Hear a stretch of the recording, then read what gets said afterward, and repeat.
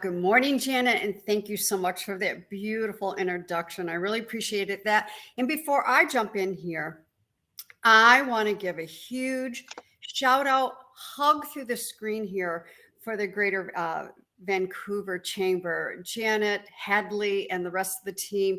Ladies, you are amazing, and I would not want to be anywhere else than today, here with all of you, plus everybody that has showed up to this online conference. So thank you. I appreciate it. Thank you. And I will give you the stage. Thank you. You're welcome. Ladies and gentlemen, I know we have a few gentlemen in the audience. It is a pleasure to be here with all of you today. So before I jump in and get started with my presentation, I would love to make sure that you all have your beverage with you, whether it's coffee. I know on the West Coast it's early. I'm over on Eastern Standard Time. Coffee, tea, glass of water. Grab maybe a piece of paper and pencil or your favorite writing utensil, because we're going to get in and do a little bit of work here. And just be comfortable.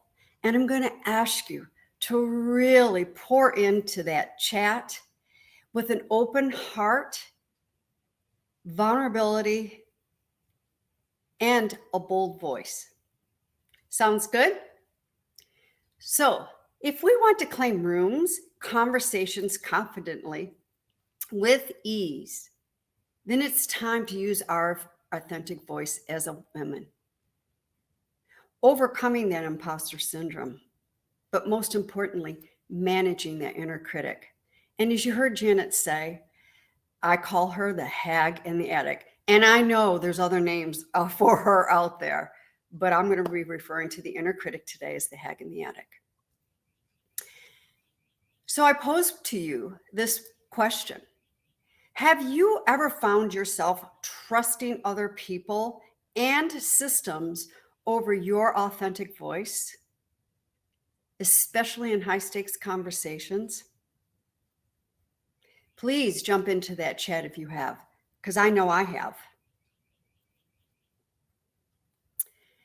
Back a few years ago, when we had this global pandemic and we were going into a quarantine, prior to that, my whole business was in person in the Detroit area. I was out networking, I was courses, coaching, everything was in person. I was serving up my own backyard. So of course, when we went into quarantine, and some of the things I was just hearing in this video, how the shame and the fear and how we all as business owners were scared because everything was shut down. I wasn't. I stood in my home-based office and I took my hands and I placed them on my hips and I took my tiara and I tilted it to the side and I said, I'm not going to change my business. I live in the United States of America. We're not going to be here long.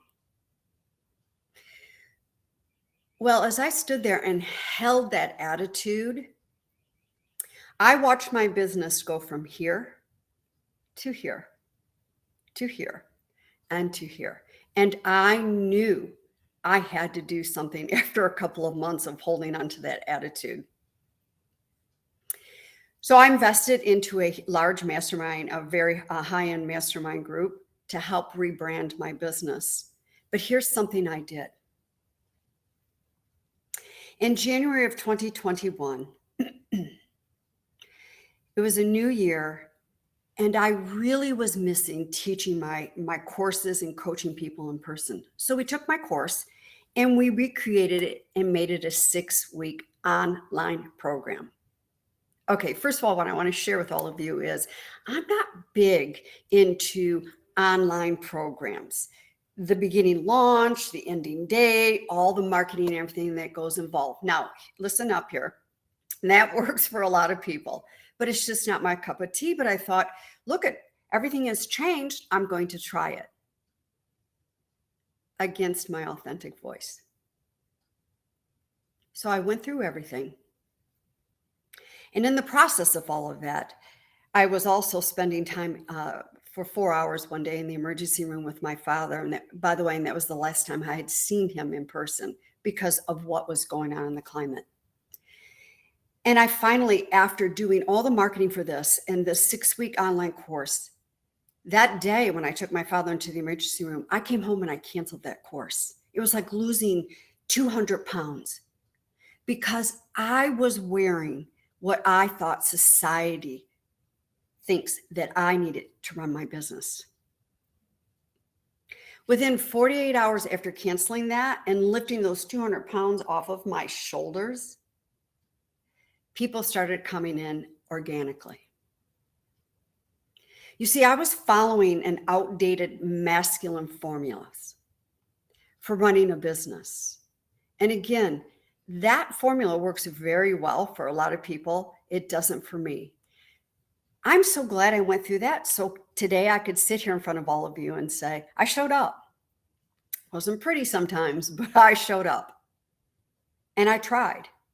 And I have no regrets of trying or sitting here scratching my head going, I wonder what would have happened if, and fill in the blank. Here's what I got out of that. I am so crystal clear of my business model and my authentic voice. And I'm also very crystal clear when my intuition kicks in. And I hope today I can leave all of you with that bold, authentic voice, overcoming that imposter syndrome, make nice with that inner critic, so that your intuitive gut stomach feelings is your guidance and not your enemy. What we have is we have so many women that are not speaking up because they're getting into the frustration of maybe underperforming, being in their heads, second guessing themselves, and comparing themselves to others. Hence is the formula of imposter syndrome. And how many of you can relate to that statement? I know I have, and I know I've done it. I'm going to cite a couple statistics here. 45% of women business leaders say it's difficult for women to speak up in virtual meetings. And in 2020, the MIT Sloan School of Management surveyed 6,000 Microsoft employees about how often they spoke up to managers. Less than 50% consistently did. And 17.5% of employees surveyed said that they never spoke up. Communication ranks is one of the things that employers are working on because every time an employee doesn't have a conversation in the workplace, it costs them $7,500. And that $7,500 comes in so many different areas. It could be silent quitting, bypass of opportunities. But here's what I'm going to add to all of this. Every time a woman doesn't speak up, we serve the equity gap that we're all still facing today. We play in to that inner critic. We feed the imposter syndrome. Then we leave rooms, stages, feeling very unfulfilled because we held back in our voice. Can you relate? So this is where the inner critic all comes in. And I'm going to take a moment here and I'm going to introduce to you my inner critic and what the inner critic does and what we have done over the years as adults. And boy, I wish this was taught to me back in elementary school, that by the time I got to middle school, I was embracing and learning more about the inner critic. So my inner critic's name is Esmeralda Hag Smith. And Esmeralda sits at the top of those attic stairs. She's in a beautiful rocking chair that's padded because God forbid her tushy will get sore. By the way, I've bought all this. At any given time, she has a beautiful martini in her hand and probably one of the best cigars in the other. This is my inner critic persona. She's a taskmaster. She likes to remind me that once in a while, when I push the comfort zones, going into growth and getting uncomfortable, she likes to remind me to play small and come on back and pull me back in. She has a slew of things she says to me that I need another certification to be better. Don't speak up. People are going to think differently of you. They're going to figure out who you really truly are. And by the way, at any given time, Esmeralda she's like a sleeping guard that never sleeps, because every opportunity she gets, she comes barreling down those attic stairs. Can you all relate to an inner critic? When we get down into an arena, and this is a little bit of Brene Brown work, when we're in the arena with our sleeves pushed up and we're doing our work, and I mean our work, not just work of our businesses or our amazing careers, work on ourselves. And you look up from that arena and you see that beautiful, all the way up there, that very last row. And I think they're known as the nosebleed sections. You see people up there that are looking down to you and they're saying to you, go home. You'll never make it. Oh, condescending eye rolls. Get a job. Why do you want to go after your dream? Dreams are for dreamers. All that stuff. We give carte blanche to those people up there that are not down in the arena doing their own work. As adults, we have given full, complete control to our inner critic. And I'm going to say that again one more time. Full, complete control to our inner critic instead of us managing her. And I just saw someone put in the chat, I am going to give a name to mine now. Yes, and one of the ways we can claim this inner critic is by giving her a persona. Have fun with it. Make her up.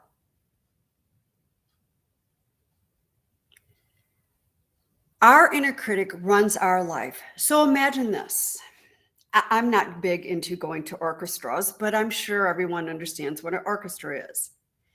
Our inner critic is the conductor of the orchestra. Whenever we push boundaries for personal growth, develop professional growth, maybe going in after a big ask and you've got sensations going on, your inner critic will pop up and she'll start chiming things. But what she does as the conductor of that orchestra is she'll point, okay, imposter syndrome, start playing. Okay, you over there, that confidence role, stop playing, because we don't want her to have confidence today. And the second guessing, that's the ticket that we give our inner critic. She plays that orchestra. She's the conductor. She knows what to pull from. So that when we walk into high stakes conversations, whether it's selling, whether it's leading presentations, whether it's negotiating a salary increase or a promotion, giving a keynote, when we're pushing ourselves, we have given her the job to chime up and pull us back, choke us down, and keep us small. Hence, we close down our authentic voice and we get back into our headspace and think, should I speak up? If I do, I might look dumb in this meeting. No, I'm not going to speak up today. I have to get, I'm the new kid on the block in this position. I am not going to speak up today because as a business owner, I'm afraid I may lose business. I got bills to pay. This is what we do with our inner critic. And she partners up so hugely with that imposter syndrome and self-doubt. So a lot of the cause that this comes around is we women are following a very masculine model of how to communicate. And this is why we stay in our headspace as opposed to come down into our bodies. And Kim, what do you mean like that as far as coming into your body? A lot of times when we are going into specific rooms, specific conversations, we can have a whole lot of sensations going on. But we stay in the head with, I'm nervous, I'm scared. What will they think of me? And that's the part of the other piece of that inner critic is she really plays in that orchestra, those OPOs, other people's opinions. And we put a lot of weight in those OPOs when we even have no idea what other people are even thinking at the time, or why do we even care what their opinions are? They're their opinions.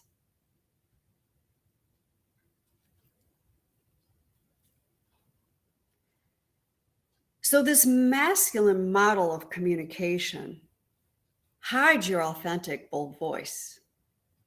We go into, one of my least favorite phases, fake it until we fill in the blank. And believe me, you can start filling in some blanks if you've ever had, I'm going to fake this until I make it, or whatever that blank is, going right on into the chats here. By all means, please. And by the way, we have all experienced this. So please do not hold back on this chat.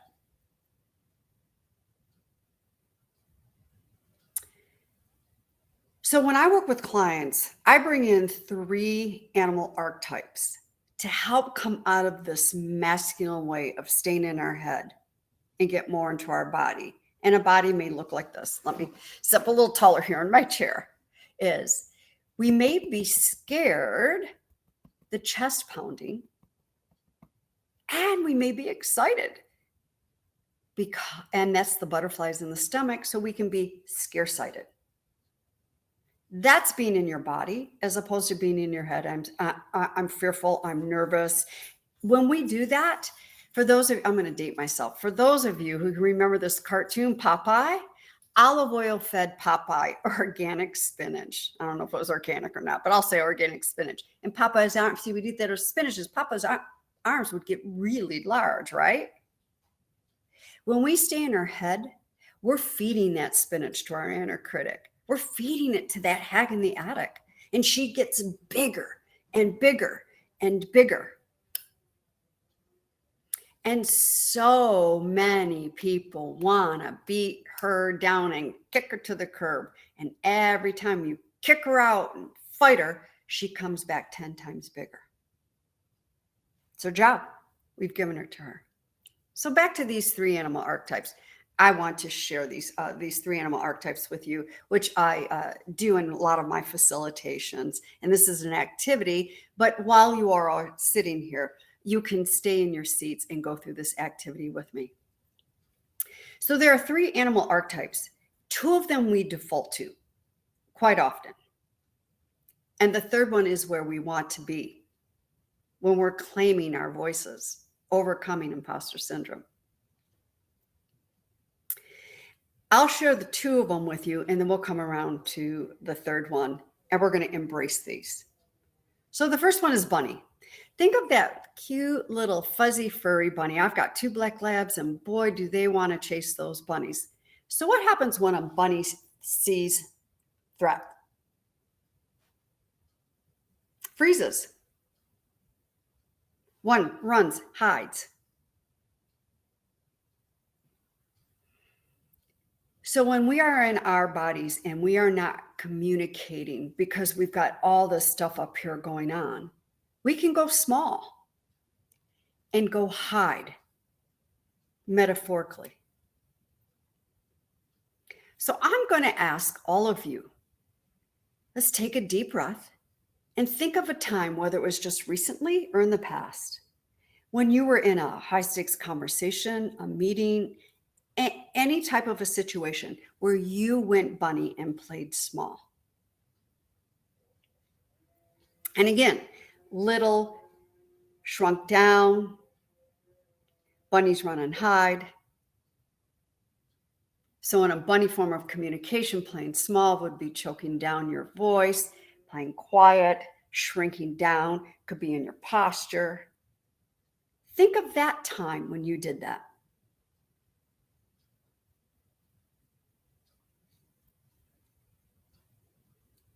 I see that, Kylie.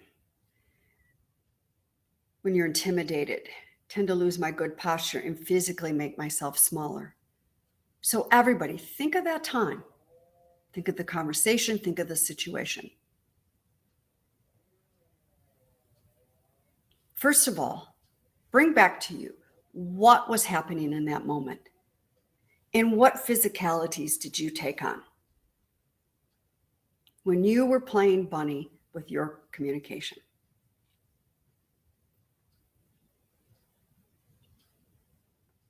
How did that feel?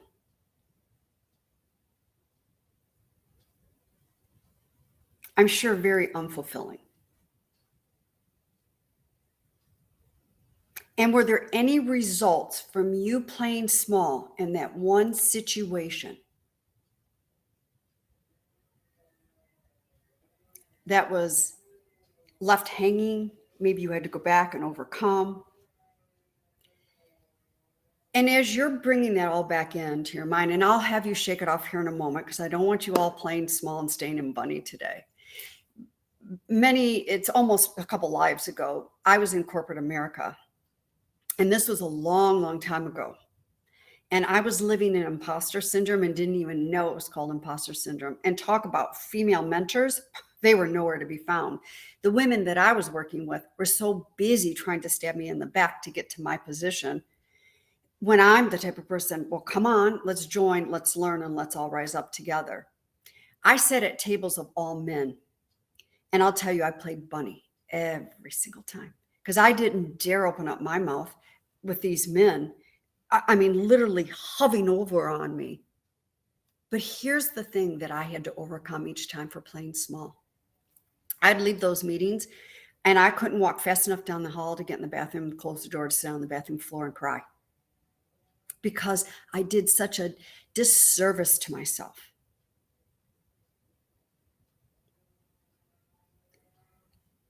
And again, bear with me because I do have the chat open and I'm watching some of these chats and I will address these.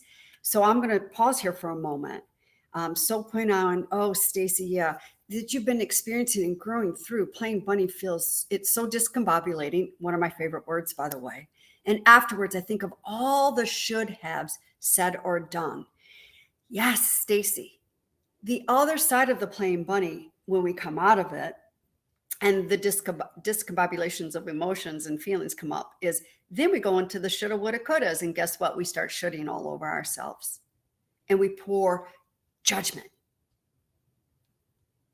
Thank you, Stacy, by the way, for sharing that. So let's come out of the bunny, shake that off. Like I said, I want you staying there today because this is an amazing event that you all have ahead of you today. So shake off that bunny. Take a couple deep breaths. If you have to stand up and really shake it out, stand up, shake it out.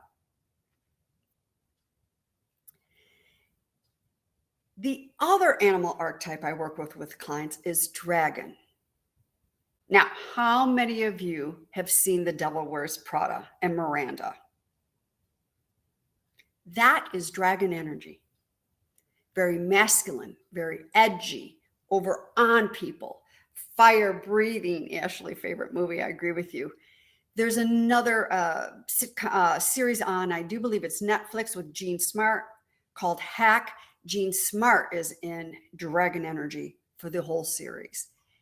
Edgy, on people, breathing. So yes, I do too, Angela. So let's take a moment. Think of a time when you put on that dragon.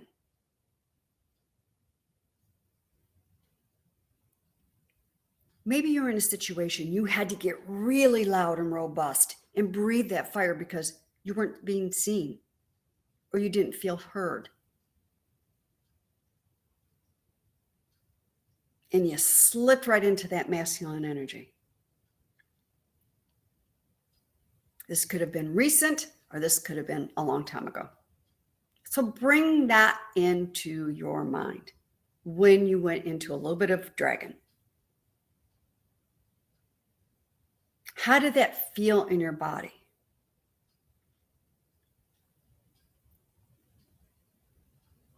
That overcorrecting. Yes, Kylie.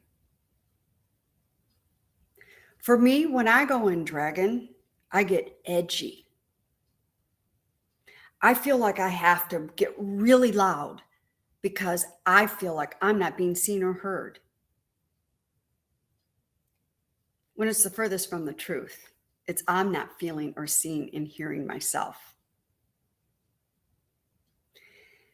My stomach gets knots. In my heart, a little bit of anxiety will start going up when I'm in dragon mode. A lot of times, depending upon the situation, I'll stand up because I want to dominate the room as opposed to graciously own the room. Can any of you relate when you were in a dragon energy and how that all felt? Yes. Deb, I'm sure as moms with kids, there's times that you do have to bring in an edge of dragon, and I'll give you some examples for this in a moment. I understand that. All right, everybody, let's take a deep breath and let's shake off that dragon because I don't want you walking around really edgy and feeling dragon today as well either. Here's the third animal archetype, cheetah. So let me tell you a little bit about the cheetah. The cheetah goes from 0 to 60 after her prey. She has a very flexible spine. She's got scars from the corner of her eyes down to the corner of her mouth. That's wisdom. She wears those proudly. She knows when to go, and she knows when to stop and rest. The cheetah knows herself. So in order to bring on your cheetah, when you are going and entering rooms, conversations, and to really embrace the authentic voice is your shoulders are down, your chest is open, your breathing is normal. If you're sitting, which by the way, I'm in my cheetah, my feet are planted on a little tiny footstool down, I'm upright. My tailbone is grounded. I'm pausing. I'm breathing. I'm looking at you all and smiling. I'm in my cheetah. I'm very confident of what steps I've got to take next. I'm very self-assured, but I have sensations. I am a human being. I have sensations. I'm excited. I'm also a little overwhelmed,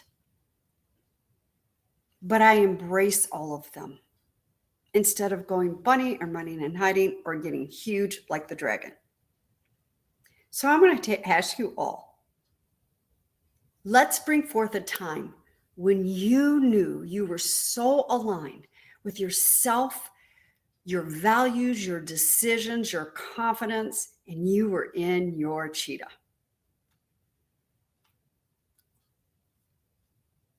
Pull that in. Embrace it. Know what that feels like.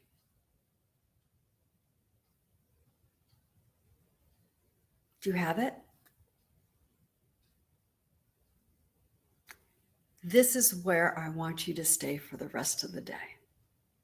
Shoulders down, chest open. Smiling, confident. Know you earn the right to be in this room.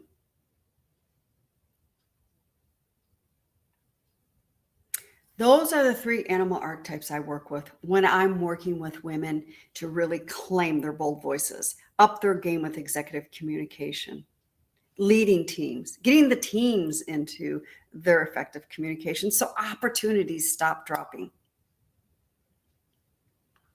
When we are out of an alignment like this, we are led into burnout every time we close down our voices. every time imposter syndrome takes over, because when we are imposter syndrome, we are living on the societal pressures.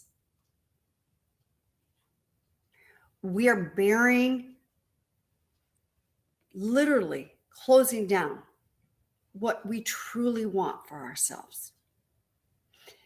We try to show up with perfection. And by the way, I'm a recovering perfectionist, but it's showing up perfectly imperfect, unapologetically, every single time. You're a human being.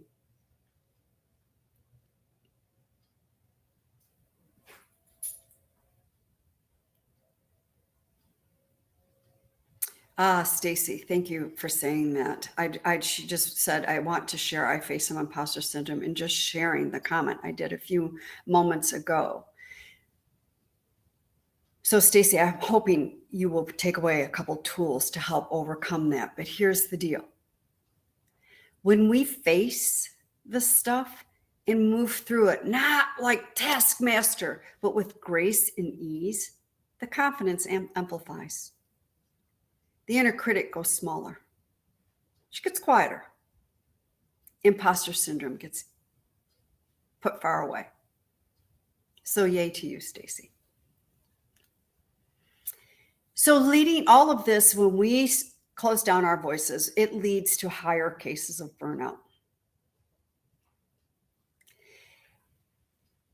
What happens is we show up going, this is how it has to be done, because Sally does it this way. Society says, you're a woman. You're not supposed to ruffle feathers. Sit up, cross your legs, make nice, don't speak up. Those are all the society says, the shouldas and the wouldas and the couldas. And it's back to a moment ago what I was just saying. We bring those on and then we should all over ourselves. And then we step into this closed societal box where we have no business being. We fake it until you blank, fill in the blank. We've got the cause that we bring on of other people's opinions. It's amazing when we bring on those OPOs, those other people's opinions. We walk into rooms and we can, you would think we could think and know what other people are thinking about us. Oh my gosh, they haven't even said anything. How silly. And by the way, what other people are thinking and what their opinions are none of our business. It really, truly is none of our business. And then one of my least favorite, most favorite is the comparison. Who just recently went into some comparison? I do it. I sit in a beautiful, beautiful group of women. We're all very high achieving business owners. These women are amazing. And they're every so often, it's like I'm walking on ice. I live in Michigan, and let's hopefully, we're getting through the ice. It's like slipping on that ice just a little bit. And when I'm looking at these amazing women and all that they're achieving and conquering and overcoming, I'm like, I could slip into a comparison mode. Wait, see, how do they lead a keynote? Should I be more like them? God, I wonder, they're such great coaches.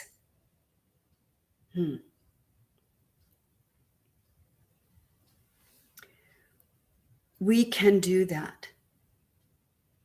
But when we compare ourselves with others, we do ourselves a disjustice, an injustice. We say, when we compare ourselves with other people, I'm not good enough. My mere being, it isn't good. And because of all my accomplishments, let's just throw them out the back door.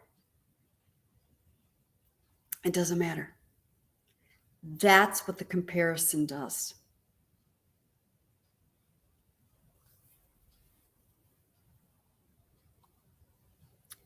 So I want to take a moment here and get back into some solutions, some tools, as I'm watching the chat here. Kylie getting mad at herself for not giving myself the credit.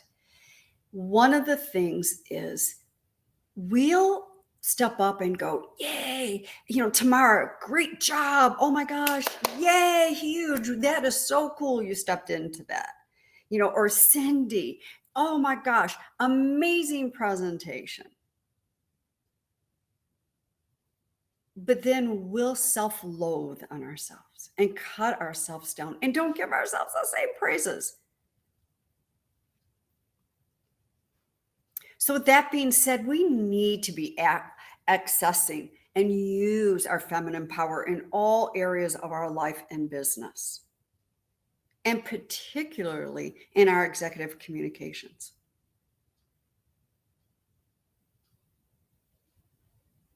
So one, praising ourselves. Take a moment and pause. We're a very fast-paced society. And by the way, the power of pause is high-achieving women that are all sitting here today on Women's International Day. Is you have to slow down and pause for a moment. Get into the moment, look around, mindfulness, and maybe start with some gratitude. Or pause and go, wow, that was really good. I have a client that I've been working with, and she has got a rock solid position with a huge nonprofit out of Minneapolis. And because of her position, she's dealing with Congress people and very predominant people. Because it's a large nonprofit, these people, of course, are making donations and getting involved. And she was entering conversations where she wouldn't talk. I mean, she's the CEO of this nonprofit. She would go bunny and play small. And then when she did talk, it was, well,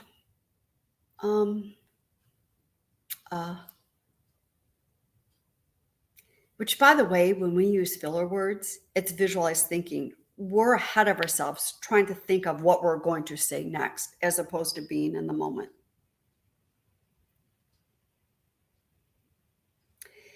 That power pause can give us a moment to take a breath, get out of our heads, and get back down into our bodies to be present in the moment. So we're not thinking, what did they just say? What are they thinking of me? What do I need to say next? And then we start talking with filler words. Or we pull back and don't say anything. And then we don't look like our thought leader selves that we are. So I'm going to talk a moment here about this power pause pop. The power pause may look something like this. It could be just a breath. It could be looking at your person that you're talking to or the group that you are talking to and pausing and smiling. In fact, I've been doing a lot of that. When we can pull that power pause from our sleeve or our back pocket, it could be the most vital tool that you will ever use. So pausing and going, wow, I'm grateful for. Pausing, wow, I'm pretty awesome. But really pausing and being able to look at yourself in the mirror and have a beautiful dialogue. And if you want your inner critic having the attitude to really chime up, try it once, because she will chime up. But stay there. So it's coming out of our heads and getting back down into our bodies. To breathe. Feel the sensations. Get in tune with the intuition so that you know what's going to come next. And I just saw, Deb, you're going to make a painted rock for your pocket to practice this. Great idea. The other thing is focus on asking great questions and being curious so that you shift from trying to control what you should be saying or allowing yourself the space and grace to speak from your inner wisdom so you are seen, felt, and heard, and so are the others in the room.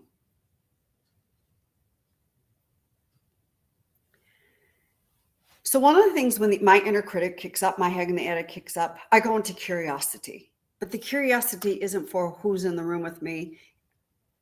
It's when I'm alone. One of the things I do is I will ask myself, what do I need in this moment? What do I need? I need to get up and step away. I might need to move. I might need to get out and get some fresh air. I might need to log off. I might just need 5 minutes of just sitting here and just breathing to decompress and quiet her down. I might need to say to her, I got this, sister, but thanks for having my back. So I live in the Detroit area. So needless to say, the big threes, they're all right there in my backyard, Ford, GM, Chrysler. And a few years ago, Ford Motor Company was launching a woman leadership initiative, and they brought me in for a keynote. Now, I'm about 25-minute drive to Ford Motor Company. And I have got the inner critic chiming as I'm driving there going, what do you think you're doing? You haven't been in corporate in years. And I was in corporate. You haven't been in corporate in years. And oh my gosh, look at how you are dressed going in. I don't wear dresses and heels when I present. I'm more on a business casual side. So my hag was going, all this chiming as I'm driving towards Ford Motor Company corporate headquarters. I finally had to turn my radio off so the car was silent. And I finally had to say to her, look, sister, I appreciate you having my back, but I got this. So get in the back seat and go manage all my other emotions for me. Thank you. When I got into the parking lot, I didn't just jump to go into Ford because I arrived early and it was summertime. I turned on the air conditioning, rolled the windows down, and I did some deep breathing. And I had a dialogue with myself to let myself know, wow, here's what you have done. And this is how amazing you are, Kim, is the work you put into this keynote, the preparation, how I show up, how I am showing up in this moment. And then I'm going to pour into this audience. You see, we go into situations with all the negative stuff going on in our heads, beating ourselves up, that when we arrive into a room or a stage or any dialogue conversation, we cannot come above it as ourselves because we're so busy beating ourselves up. So another thing to do is learn how to shift from a compassionate conversation instead of a critical, self-loathing one. Now, does all of this negative stuff completely go away? Sorry to say, no, it doesn't. Is there always some things lingering out there? Absolutely. But it's learning how to be able to shift and not go days and months and years on end of beating yourself down so that I call it down into that deep, dark rabbit hole. It's a place I don't like to be, and I've spent many, many times there. A few things how you can open up a compassionate conversation is, again, going back to gratitude or I am. And it can be an I am affirmation statement, or it can be an I am beautiful couple sentence to yourself. Journaling every either morning or evening, writing a letter to yourself. Dear,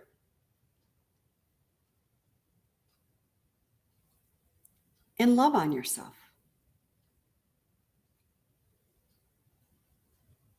Learning how to ask some good questions when you're in conversations, but learning how to ask those questions to yourself first and foremost. Rachel, I see this is where you need some education, is be able to ask those good questions. And in my world, there really is no good or bad questions. It's being able to be curious and get into the questions, but starting with yourself first. And again, is this really true is a great question when you're hag in the attic. Is this really true? One of my favorites. What do I need right now?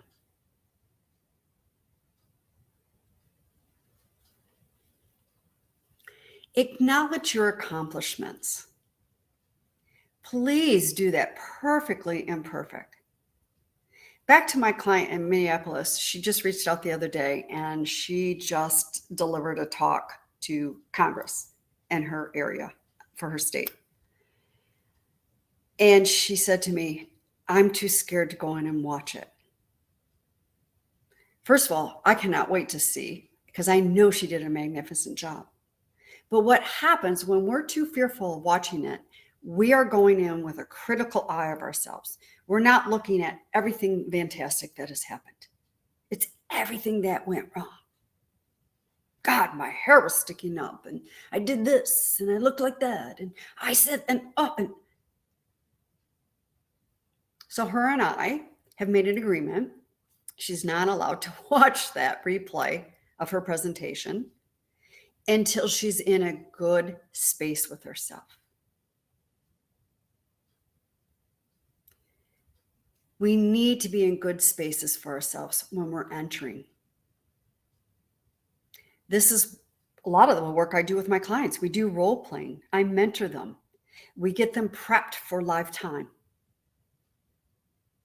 Find yourself that person that can help you with dialoguing. But that dialoguing's got to start within yourself first and foremost. So I want to take a moment. We've got a little bit of time left here. Is grab your writing utensil, favorite writing utensil, piece of paper, pencil, remarkable, whatever that looks like, and draw 3 columns and do them side by side. And write down in the first column 3 to 5 things your eye see, your hag in the attic, that negative garbage that she likes to say to you on a regular basis. 3 to 5 things.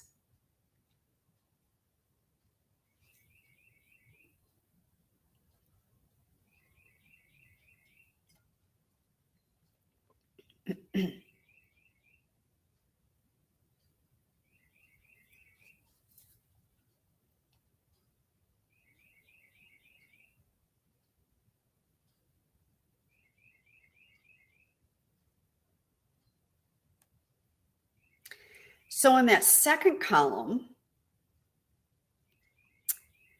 write down the emotions, the feelings. When you look at those words, when you hear those words, when you see those words that you just wrote down in that first column, is how does that make you feel?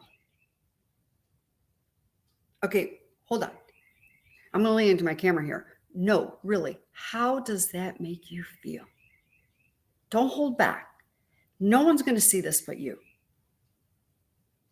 When you see all those negative words, spill it out. It makes me feel like garbage. It makes me feel like I'm not worthy.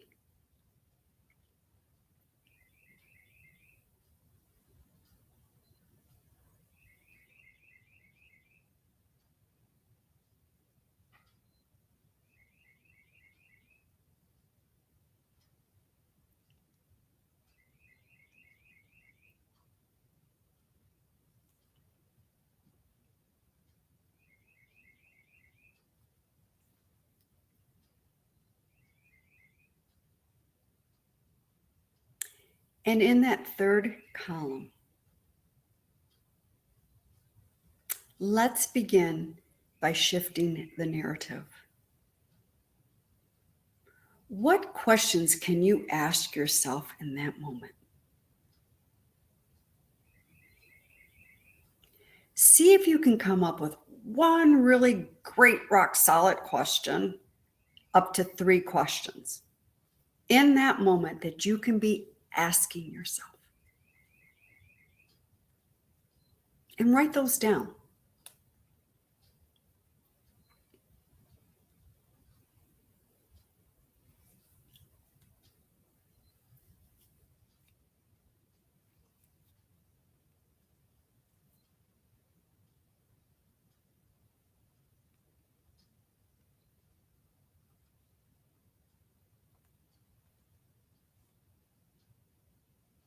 And as you're writing those questions down, here's the bonus.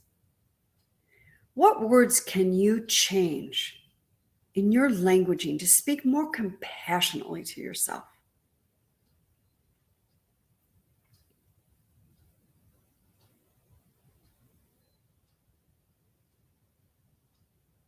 What are those words? Inspired, empowered, more confident, joyful, calmer. Oh my goodness, calmer.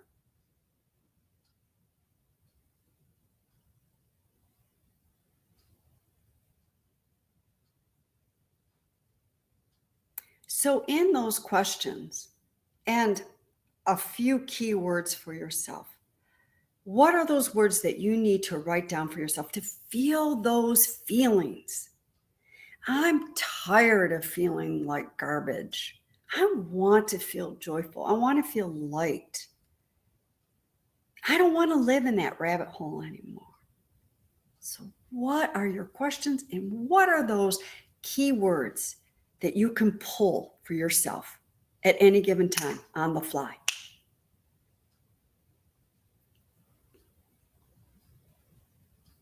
And as you're still continuing to write and you feel like you want to share in the chat, please pour into the chat.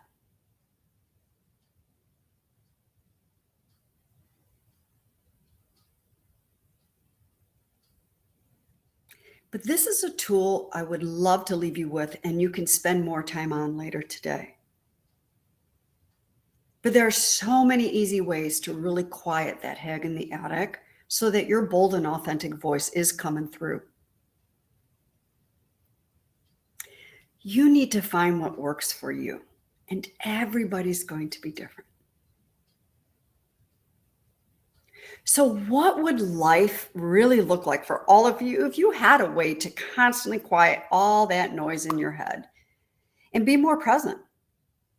Bring more ease and confidence to your conversations, to your body. Close more sales, lead stronger teams, communicate with impact. I'm going to guess that would be pretty awesome, right?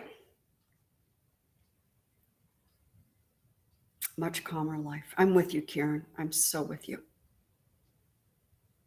So right now, you all may be thinking to yourself, man, I am so clear. My inner critic takes me over. And I know where I'm headed. And I know I'm really brilliant in what needs to happen.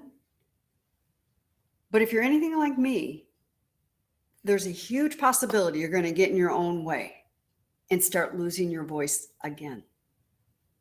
Can anyone relate to that? You don't need to have this all figured out today. In fact, that's one of the reasons why I love and support and work with my clients in multitude of ways. So again, you don't need to figure anything out today.